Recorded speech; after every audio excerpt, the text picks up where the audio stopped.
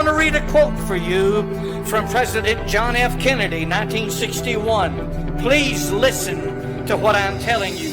This is what the man said. Quote, "For we are opposed around the world by a monolithic and ruthless conspiracy that relies on covert means for expanding its sphere of influence, on infiltration instead of invasion, on subversion instead of elections, on intimidation instead of free choice, on guerrillas by night instead of armies by day. It is a system which has conscripted vast human and material resources into the building of a tightly knit, highly efficient machine that combines military, diplomatic, intelligence, economic, scientific, and political operations." Why in the world would the President of the United States make a statement like that, except it be that he knew there was a conspiracy?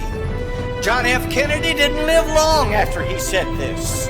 In 1963, a bullet met him at Dallas, Texas. Lee Harvey Oswald was the fall guy, the scapegoat, because he knew there was a conspiracy and he called them out on it, and they would not accept that. Let me tell you something else that Mr. Kennedy did. He wrote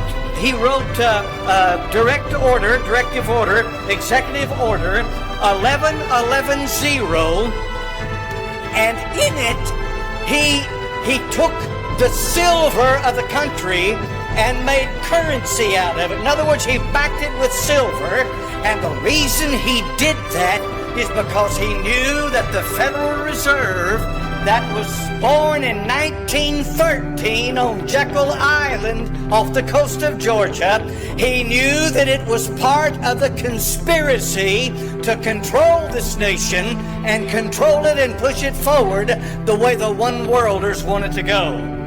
John F. Kennedy did that. That's another nail in his coffin. They had to get rid of this man. He knew too much and he was doing too much, and so they had to do him in.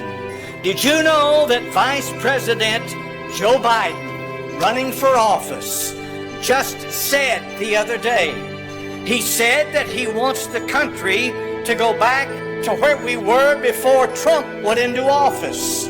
In other words, back to a globalist society, globalism.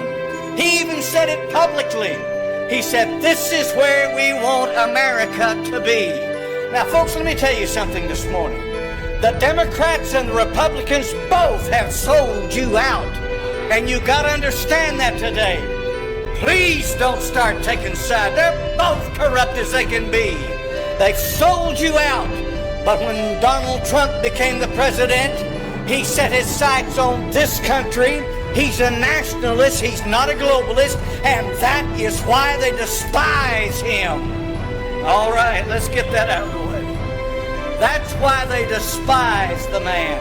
It has nothing to do with his morality. That's a bunch of garbage. Who are you talking about, folks? These people are as wicked and vile as they can be. Amen. Good night.